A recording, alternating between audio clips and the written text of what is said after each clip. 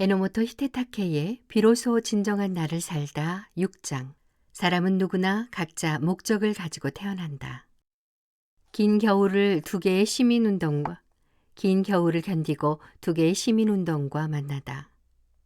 힘들었던 핀도훈에서의 2년 반. 핀도훈에서는 2년 반 정도를 지냈다. 솔직히 말해 나에게 2년 반은 결코 쉽지 않은 시간이었다. 뭔가가 있을 것이라고 믿고 아무런 연고도 없이 이주한 것인데 아무리 기다리고 기다려도 좀처럼 이거다 싶은 것이 나타나지 않았다.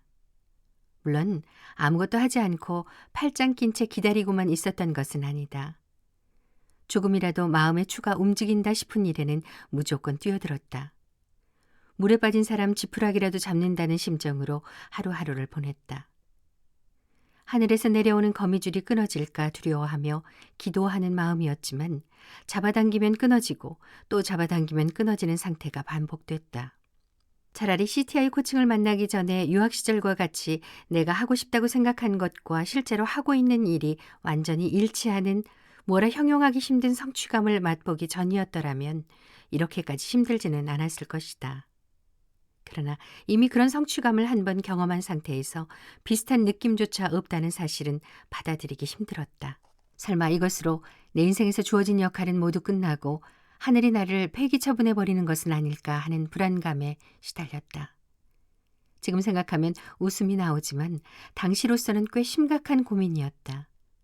핀도훈에 혼자 온 것이라면 그나마 다행이었겠지만 이번에는 영어를 못하는 아내에다 이제 막 걸음마를 시작한 어린 딸까지 데리고 온 마당이었다. 가족들을 고생시키면서까지 왔는데 아무것도 찾지 못한다면 이들을 볼 낯이 없다는 초조함에 괴로움은 커져만 갔다. 체인지 더 드림과의 만남.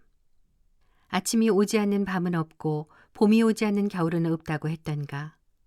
다행히도 2007년 봄이 되면서부터 조금씩 상황이 달라지기 시작했다. 체인지 더 드림을 만난 것도 바로 이즈음이었다. 어느 날 한 영국인 친구와의 전화 통화에서 이번에 재미있는 프로그램이 있어 참가해보기로 했다는 얘기를 듣고 내용이 재미있을 것 같아서 나도 참가하기로 했다. 그러나 막상 참가해보니 프로그램 취지에는 공감이 갔지만 내용 면에서는 솔직히 개선해야 할 부분이 많았다. CTI를 통해 체험형 프로그램을 많이 경험해봤기에 세세한 부분을 포함해서 부족한 부분이 눈에 많이 들어왔다.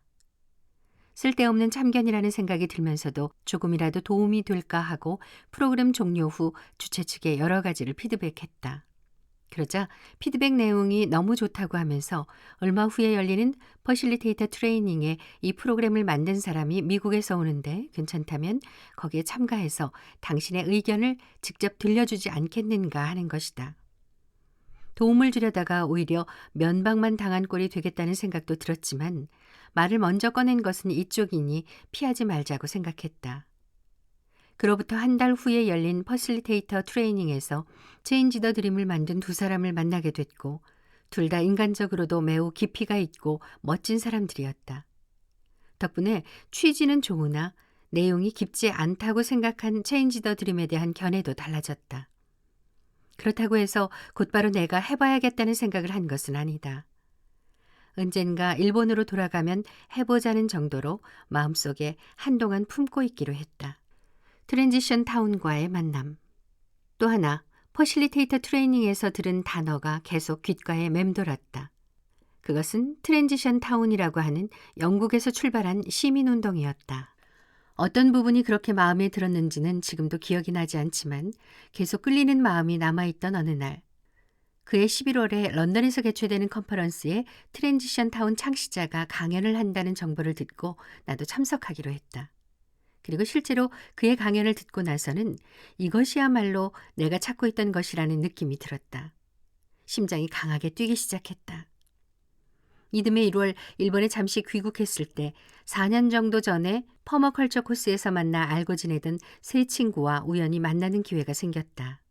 트랜지션 타운은 퍼머컬처의 개념을 토대로 만든 것이기도 해서 그들에게 트랜지션 타운 얘기를 꺼냈다. 아니나 다를까.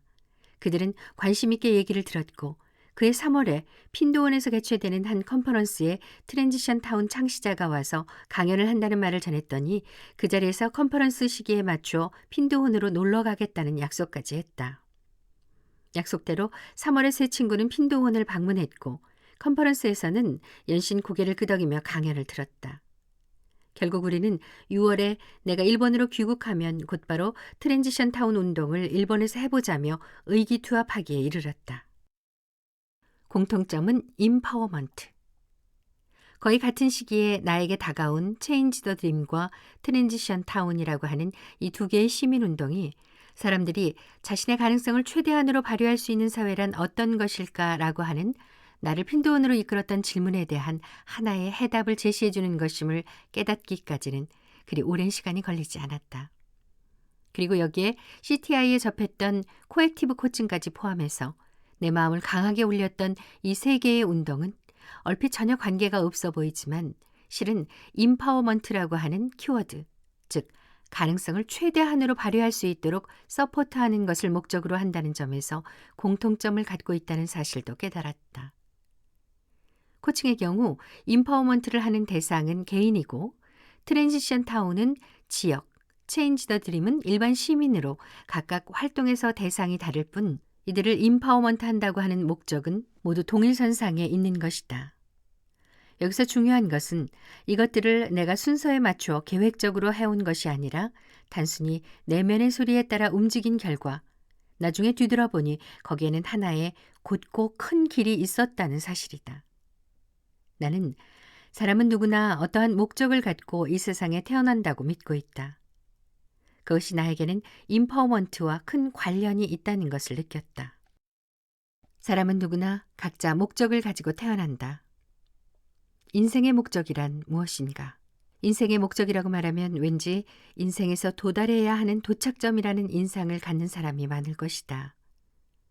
예를 들어 누군가에게 당신의 인생의 목적은 무엇입니까? 라고 묻는다면 대통령이 되는 것 혹은 창업하는 것이라고 대답하는 사람이 분명 있을 것이다. 물론 틀린 답은 아니다. 다만 내가 말하는 인생의 목적이란 어딘가에 도달하거나 무엇인가를 달성하는 것이 아니라 항상 자신의 마음속에 있는 축과 같은 것이다. 그런 의미에서 인생의 목적이란 미래형이나 과거형 시제로 표현하는 것이 아니라 지금 이 순간 그것을 살아가고 있는가 그렇지 않은가 혹은 그것에 따르고 있는가 그렇지 않은가라고 현재형으로 말할 수 있는 것이어야 한다고 나는 생각한다.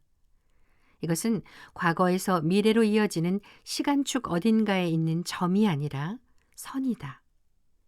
그런 면에서는 길과도 같다. 그리고 그 길 위에 걷고 있을 때 우리는 이것이 바로 진정한 나라고 느낀다. 인생의 목적은 자신 안에 있는 것이므로 그것을 살아가고 있는지 아닌지는 결국 자신이 판단하는 것이다.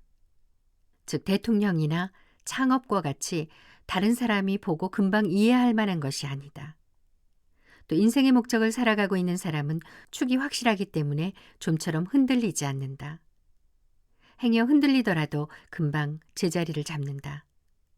따라서 만약 그런 사람을 만난다면 아마 그 사람은 인생의 목적을 살아가고 있을 가능성이 높으며 그것은 주변에서도 금방 느낄 수 있을 것이다. 인생의 목적은 생각해내는 것. 이러한 인생의 목적은 발견하는 것이 아니라 생각해내는 것이다. 과학적으로 증명된 바는 없지만 우리는 이 세상에 태어날 때부터 목적을 가지고 태어난다고 나는 생각한다. 그러나 인생의 목적은 머리로 생각하는 것이 아니라 마음과 영혼 혹은 몸속 세포로 느끼는 것이므로 여기에 따라 살아가고 있을 때에는 논리적으로 설명할 수는 없어도 직감적으로 느낄 수 있다. 따라서 이것은 마치 DNA처럼 처음부터 우리 안에 존재하는 것이라고 생각하는 것이 가장 자연스럽다. DNA라는 표현에서 알 수 있듯이 인생의 목적은 사람마다 각기 다르다. 여기에 우월함이나 열등함은 없으며 타인과 비교할 필요도 없다. 그리고 그 사람이 의식하고 있는지의 여부와 상관없이 누구에게나 있는 것이다. 생각나지 않는다고 해서 그 사람에게 인생의 목적이 없는 것은 아니며 설령 생각해내지 못하더라도 무의식 중에 이미 그것을 살아가고 있는 일도 얼마든지 있다. 따라서 생각해내는가 그렇지 못한가를 생각하기에 앞서 누구나 각자의 인생의 목적을 가지고 이 세상에 태어났다는 것을 느끼는 것이 중요하다. 인생의 목적을 생각해내는 것의 가장 큰 장점은 그것을 생각해냄으로써 의식적으로 진정한 나를 살 수 있게 된다는 점이다. 즉, 인생의 목적은 자기다운 인생을 살아가기 위한 나침반 역할을 한다고 말할 수 있다. 그렇다고 인생의 목적이라는 것은 한 번 생각해내고 나면 그 이후로는 줄곧 그것을 살아갈 수 있을 만큼 단순하지는 않다. 이를 항상 의식하며 이에 따르며 살기 위해서 나름대로의 노력과 용기, 그리고 인내심이 필요하다. 또 인생의 목적은 많은 경우 어느 시점에 갑자기 한꺼번에 생각나는 것이 아니라 일생에 걸쳐 서서히 생각나는 것이다. 그런 의미에서 인생이란 자신의 인생의 목적을 생각해내고 그것을 살아가기 위한 여행이라고 말할 수 있다.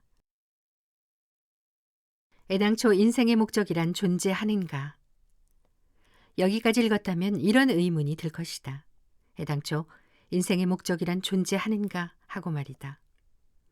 앞서 말했듯이 누구나 목적을 가지고 태어난다는 것을 과학적으로 입증하는 것은 적어도 지금의 단계에서는 불가능하다. 따라서 이 의문에 대해서는 있다고 대답할 수도 없다고 대답할 수도 없다. 중요한 것은 어느 쪽을 믿어야 당신이 힘이 나는가이다. 사람은 자신에게 타고난 목적이 있다고 생각하느냐 아니냐에 따라 인생에 대한 마음가짐과 자세가 크게 달라진다. 타고난 목적 같은 것은 없어도 조금 더 나은 삶을 살기 위해 열심히 살면 된다는 자세를 갖는 편이 오히려 더 힘이 난다고 하는 사람도 있을 수 있다. 이것도 틀린 말은 아니다. 사람은 무조건 목적이 있어야 한다고 강요할 생각은 없다. 그러나 나 자신은 목적이 있다고 생각했을 때 훨씬 더 풍요롭고 깊이 있는 삶을 살 수 있었던 경험을 했고 비슷한 경험을 하고 있는 사람도 많이 봐왔기 때문에 이런 관점도 있다는 것을 제안할 뿐이다. 한편으로 그런데 만약에 목적이 있다는 것은 알지만 그것을 생각해내지 못하는 경우는 오히려 더 괴롭기만 한 것은 아닌가라는 의문이 들 수도 있다. 맞는 말이다. 인생의 목적을 생각해내지 못하면 행복한 인생을 살 수 없다고 생각한다면 분명 괴로움만 따를 것이다. 그러나 인생의 목적을 생각해내지 못하더라도 충분히 행복한 인생을 살 수 있기 때문에 인생의 목적이 필수 조건은 아니다. 다만 그것이 있다면 조금 더 정신적으로 풍요롭고 의미 있는 인생을 살 수 있다는 것은 확실하다. 어떻게 하면 인생의 목적을 생각해낼 수 있을까? 그렇다면 자신이 어떠한 인생의 목적을 갖고 태어났는지를 어떻게 하면 생각해낼 수 있을까? 여러 가지 방법이 있을 수 있지만 내가 가장 추천하고 싶은 것은 내면의 소리에 따르는 것이다. 제1장에서 소개한 것처럼 내면의 소리는 이유 없는 소리이자 자신의 내면에서 자연스럽게 끓어오르는 소리다. 그리고 이것은 하늘이 주는 선물이기도 하다. 내가 무엇을 위해 태어났는지, 즉 자기 인생의 목적을 생각해내기 위한 선물인 것이다. 내 경우를 소개하면 먼저 유학하고 싶다고 하는 내면의 소리에 귀를 기울이고 회사를 그만두고 미국으로 자비 유학을 떠났고 거기서 코칭을 만났다. 그리고 지금이야말로 다음 단계로 전진할 때라고 하는 내면의 소리에 따라서 스코틀랜드로 이주했고 거기서 체인지 더 드림과 트랜지션 타운과 만났다. 이것들은 결코 계획에 의한 것이 아니라 내면의 소리에 따르고 흐름을 탄 결과로 만난 것이다. 그리고 내가 만난 이러한 것들에 왜 이렇게까지 가슴 조이며 갈망했는지를 생각해 보면 모두 어떤 것을 임파워먼트 하는 일로 이어진다는 것을 깨달을 수 있었다. 내면의 소리가 나를 인생의 목적으로 이끌어준 것이다. 인생의 목적을 생각해내기 위한 또 하나의 좋은 방법은 어떤 때에 자신의 마음이 움직이는가에 주의를 기울이는 일이다. 이것은 두근거림과 기쁨, 감동과 희망 등 긍정적인 것뿐만 아니라 슬픔과 두려움, 분노와 절망 등과 같은 부정적인 것도 포함한다. 어느 쪽이든 거기에 그 사람에게 소중한 무언가가 있기 때문에 마음이 움직이는 것이다. 중요한 것이 채워지고 있을 때 마음은 긍정적인 방향으로 흔들리고 채워지지 않을 때 마음은 부정적인 방향으로 흔들린다. 그리고 재미있는 사실은 어떤 때 어떻게 마음이 움직이는가는 사람마다 다르다는 것이다. 그리고 이것이야말로 내가 사람들은 모두 각자의 고유한 목적을 가지고 태어난다고 믿는 가장 큰 이유이기도 하다. 나는 자신의 마음속에 끓어오르는 감정이 내 인생의 목적은 이쪽이야 라고 하는 표식과 같은 역할을 해준다고 생각한다. 가족도 선택한 것이다. 이 밖에도 자신이 어떤 환경에서 태어나고 자라는가를 관찰하는 것도 인생의 목적을 생각해내는데 도움이 된다. 예를 들어 어떤 시대에 어떤 나라 혹은 어떤 지역에서 태어났는가라든지 어떤 가정에서 태어나서 그 가족은 어떤 사회-경제적 조건을 갖고 있는가 혹은 어느 성별로 어떠한 신체적 특징을 가지고 태어났는가 등에 따라서 그 사람의 인생은 크게 영향을 받는다. 아마 대부분의 사람들이 이런 환경은 스스로 선택하는 것이 아니라 어쩌다 그런 환경에 태어나서 자랐다고 생각하기 때문에 비교적 윤택한 환경에서 태어난 사람들은 운이 좋고 그렇지 않은 사람들은 운이 나쁘다고 생각할 것이다. 그러나 만약에 당신이 인생의 목적을 생각해내고 그것을 살기 위해서 당신에게 어울리는 환경을 스스로 선택해서 태어난 것이라면 어떻겠는가? 나는 매우 엄격한 아버지 밑에서 어릴 때부터 너는 이래야 해라는 지시를 받으며 자랐다. 특히 진학이나 취업과 같은 인생의 중요한 선택에서조차 내게 자유는 없었다. 대학을 1년간 휴학하고 호주로 워킹 홀리데이를 갈 때도 회사에 취직할 때도 그리고 그 회사를 관두고 미국으로 유학할 때도 아버지는 귀를 막고 반대부터 하셨다. 물론 지금 생각하면 아버지는 자신의 방식으로 사랑을 표현한 것이라고 이해가 가지만 그 당시에는 참으로 힘들었다.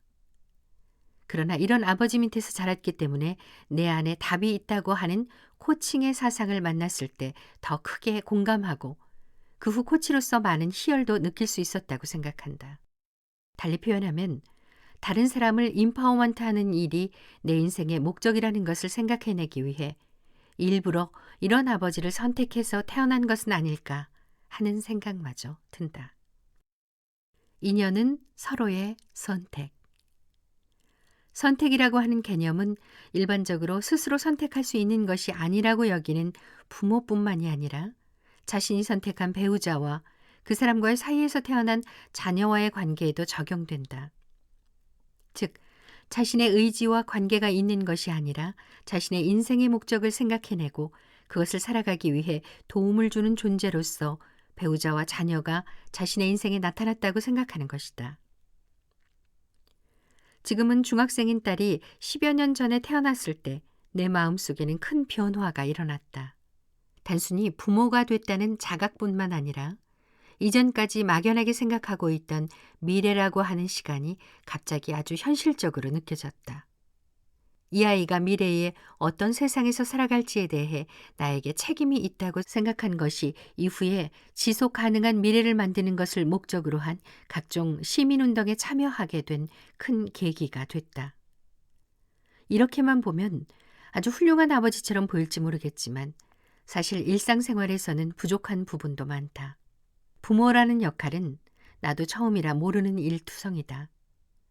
그러나 딸은 또 자기 나름대로의 인생의 목적을 생각해내고 그것을 살기 위해 가장 적합한 환경으로 나와 내 아내를 선택해서 태어난다고 생각하면 아버지에 걸맞는 행세를 하고자 억지로 노력하는 것보다는 있는 그대로의 모습으로 사는 것이 딸에게도 가장 좋을 것이라고 스스로를 다독인다.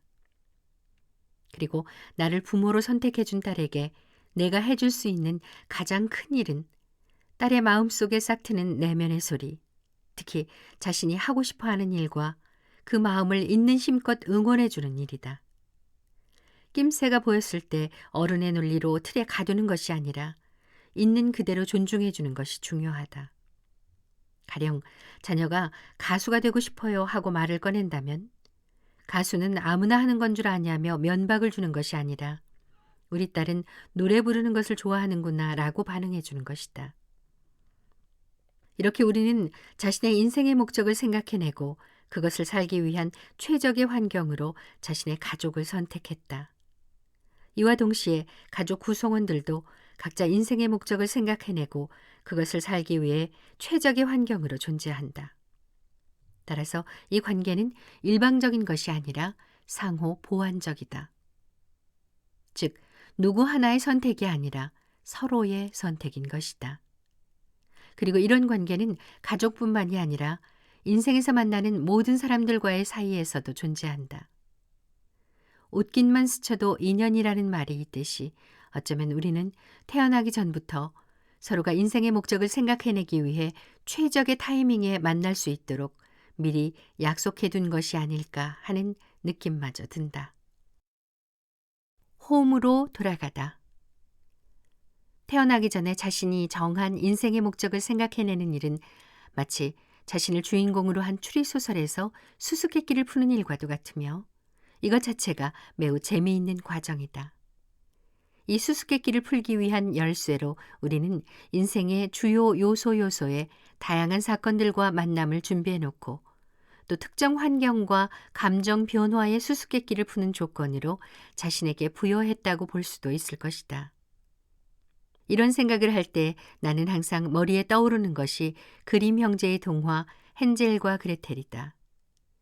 동화 속에는 숲에 버려진 남매가 집으로 무사히 돌아가기 위해 밤에도 달빛이 반사되는 하얀 돌멩이를 떨어뜨리는 장면이 나온다. 여기서 집을 인생의 목적이라고 생각한다면 하얀 돌멩이는 인생의 목적을 생각해낼 수 있도록 스스로 준비해 놓은 사건들과의 만남으로 해석할 수 있다. 이 돌을 하나하나 찾아가면서 결국에는 헨젤과 그레텔처럼 우리도 집, 즉 인생의 목적에 도달하는 것이다. 진정한 나를 사는 것은 자신의 인생의 목적을 사는 것이며 그것이 자신의 홈으로 돌아가는 것이기도 하다. 그러나 우리는 인생의 많은 시간을 홈이 아니라 어웨이한 상태로 보내는 운명인 것 같다.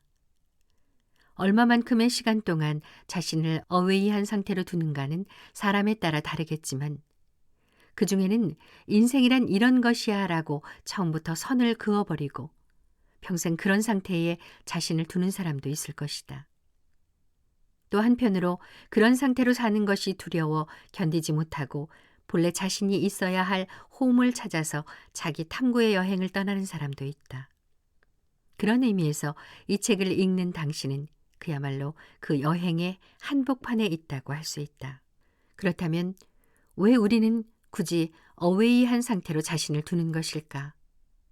그것은 진정한 나가 아닌 것을 경험함으로써 비로소 진정한 나란 누군가인가를 깨달을 수 있기 때문이다. 이것은 다소 역설적이지만 그런 의미에서 사람이 자신의 인생에서 느끼는 두려움이라는 감정은 매우 소중한 감각이라고 할 수 있다. 왜냐하면 이것은 그 순간 인생의 목적에서 떠나 있는 어웨이한 상태라고 하는 것을 자신에게 알려주는 내면의 경보음과도 같은 역할을 하기 때문이다. 인생의 목적을 행동으로 표현하기. 인생의 목적을 생각해내는 것을 가만히 앉아서 생각하면 떠오르는 것으로 여기는 사람도 있을 것이다. 그러나 인생의 목적은 그렇게 해서는 생각해낼 수 없다. 오히려 행동으로 표현해야만 생각해낼 수 있다. 그렇다면 인생의 목적으로 행동으로 표현하는 것은 어떤 것일까? 예를 들어보자. 나는 사람이나 커뮤니티를 임파워먼트함으로써 평화롭고 지속 가능한 미래를 만든다가 인생의 목표고 누군가를 코칭하거나 어느 지역에서 시민운동에 참여하는 것이 내 인생의 목적을 행동으로 표현하는 것이다. 더 가까이는 누군가에게 응원의 메시지를 메일로 보내거나 지속 가능성을 테마로 하는 강연회에 참가하는 일도 여기에 해당된다. 이렇듯 인생의 목적에 부합한다고 여겨지는 행동을 실제로 해보면 그것이 자신의 마음을 움직이는지 아닌지 금방 알 수 있다. 마음이 움직인다면 한동안은 그것을 자신의 인생의 목적이라고 의식 속에 붙들어 놓으면 되는 것이고, 마음이 움직이지 않는다면 마음이 움직일 만한 인생의 목적을 찾기 위한 노력을 더 하면 되는 것이다. 인생의 목적이란 수학 문제처럼 정답이 있는 것이 아니다. 아무리 마음이 움직인다고 하더라도 어차피 그것은 가설에 지나지 않는다. 그러나 기껏해야 가설이라고 이를 무시해서는 안 된다. 그리고 거기에 맞추어 행동을 해보는 검증 작업을 반드시 거쳐야 한다. 이 가설과 검증의 사이클을 돌리는 가운데 더 크게 마음을 움직이는 표현을 찾을 수 있고, 이와 동시에 앞장에서 말한 질문과 마찬가지로 인생의 목적도 진화한다는 것을 깨달을 수 있을 것이다. 인생의 목적을 말로 표현해보기. 당신 인생의 목적은 무엇입니까? 라고 누군가 묻는다면 대답하기 위해서 말로 표현할 것이다. 물론 인생의 목적을 말로 표현할 수는 없다. 그러나 궁극적으로 그 사람 인생의 목적을 가장 잘 표현해 주는 것은 그 사람에게서만 나오는 특유의 에너지 혹은 파동과 같은 것이 아닐까. 따라서 말로만 인생의 목적을 표현하는 일은 어렵다고 느낄 수 있다. 경우에 따라서 그것은 그림이나 소리 혹은 신체의 움직임으로 표현하는 것이 더 와닿을 수도 있다. 그렇다면 인생의 목적을 말로 표현하는 것은 헛된 일일까? 그렇지는 않다. 100% 만족할 만한 형태로 표현하지는 못하더라도 말로 표현함으로써 자신의 인생의 목적을 잊지 않고 늘 의식할 수 있다는 이점이 있다. 그런 의미에서는 꼭 정돈된 문장이 아니더라도 자신 스스로에게 임파워먼트 할 수 있도록 키워드만이라도 생각하고 있으면 된다. 즉, 말로 표현하는 인생의 목적은 자신이 누구인가를 잊지 않기 위한 장치라고 생각하면 된다. 따라서 인생의 목적을 표현하기 위해서는 머릿속에서 생각만 하는 것이 아니라 그것을 소리내어 말로 해보자. 그렇게 하면 그 말이 자기에게만 있는 특유의 에너지와 파동으로 어느 정도 공진하는가를 쉽게 느낄 수 있을 것이다. 어떤 단어를 사용해서 어떤 표현을 했을 때에 자신의 마음과 몸이 더욱 반응하는가를 여러 가지로 시험해보자. 마치 라디오 주파수를 찾기 위해 채널을 돌리면서 가장 깨끗한 소리가 나오는 주파수를 찾는 작업과 비슷하다고도 할 수 있다. 인생의 목적은 누구를 위한 것인가? 인생의 목적은 진정한 나를 살기 위한 근거이자 지침이다. 그러나 이는 결코 자신만을 위한 것은 아니다. 가령 누군가가 내 인생의 목적은 행복해지는 것이야 라고 말한다고 해서 그것이 나쁜 것은 아니며 출발점으로는 좋을 수도 있다. 다만 그것만으로는 자기 완결이 돼버린다. 인간은 사회적 존재며 한자로도 사람의 사이라고 쓰듯이 우리는 많은 사람들과의 관계 속에서 살아가고 있다. 따라서 의미 있는 인생을 살고자 한다면 자신이 인생의 목적을 살 때 주변 사람들과 세상에 어떤 영향을 끼치는지를 알 필요가 있다. 즉, 주변에 적극적으로 영향을 끼치는 힘이 수반돼야 한다. 그렇다고 자신을 희생하면서까지 주변 사람들과 세상을 위해 봉사를 하라는 말은 아니다. 자신이라고 하는 존재를 최대한 활용함으로써 주변 사람들과 세상에 최대한 좋은 영향을 끼치는 것을 말한다. 미국의 원주민들 중에는 비전 퀘스트라고 하는 풍습을 가진 부족이 있다. 이는 성인식을 치르는 과정에서 혼자 아무도 없는 숲속 깊이 들어가서 자신이 무엇을 위해 태어났고 어떻게 주변 사람들과 세상에 기여할 수 있을까 하는 비전을 얻을 때까지 잠도 자지 않고 금식하는 의식이다. 여기서 말하는 비전이란 인생의 목적과도 같은 것이며 미국 원주민의 세계에서는 이를 생각해내는 것이 한 사람의 성인으로서 인정받기 위한 조건이다. 현대사회에서 이것을 그대로 적용할 수는 없지만 한 사람 한 사람이 자신의 인생의 목적을 생각해내고 그것을 사는 것이 나아가서는 세상을 위한 일이 된다고 하는 인식은 우리도 배울 점이라고 할 수 있겠다. 자, 그렇다면 당신은 어떤 목적을 가지고 이 세상에 태어났는가? 그리고 그것은 주변 사람들과 세상에 어떤 영향을 가져다 줄 수 있는가?